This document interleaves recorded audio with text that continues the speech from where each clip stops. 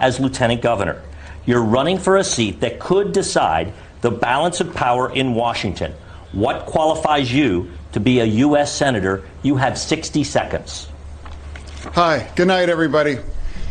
I'm running to serve Pennsylvania. He's running to use Pennsylvania. I do want to clarify something. You're saying tonight that you support fracking, that you've always supported fracking, but there is that 2018 interview that you said, quote, I don't support fracking at all. So how do you square the two?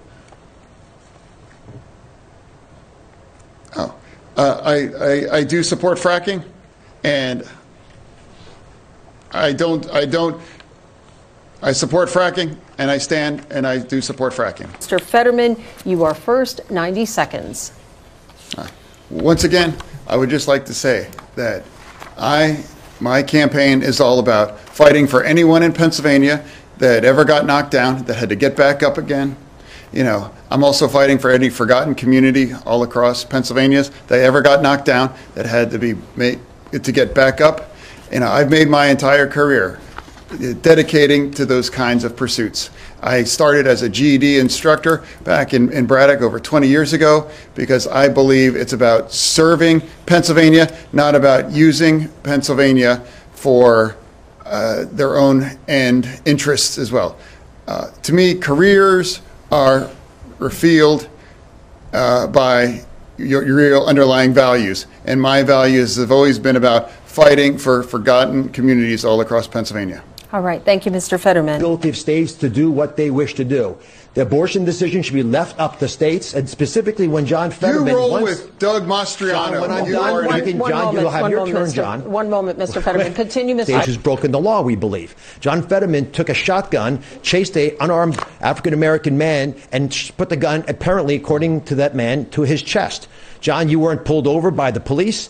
They let you go. You were the mayor at the time. Why haven't you apologized to that unarmed, innocent black man who you put a shotgun to his chest? All right. We will allow a 30-second response to that, Mr. Fetterman, specifically what he was saying referring to the incident in Braddock. I made the opportunity to defend our community as the chief law enforcement officer there. Everybody in Braddock, an overwhelmingly majority community of black community, all understood what happened. You know, they understood what happened, and everybody agreed that, and nobody believes that it was anything about me making a split-second decision to defend our community as well. Why not apologize? Mr. Oz, please. We are still with Mr. Fetterman. Turning to you. No, we all have to make sure that everyone that works is able to, that's the most American bargain, that if you work full-time, you should be able to live in dignity as well, true. And I believe they haven't have any businesses being you can't have businesses being subsidized by not paying individuals that just simply can't afford to pay their own way. And how can a man, you know, with 10 gigantic mansions, has unwilling to talk about a willing wage for anybody? Imagine a single mom with 2 children trying to raise with them, realizing making $31,000 a year, $15 an hour.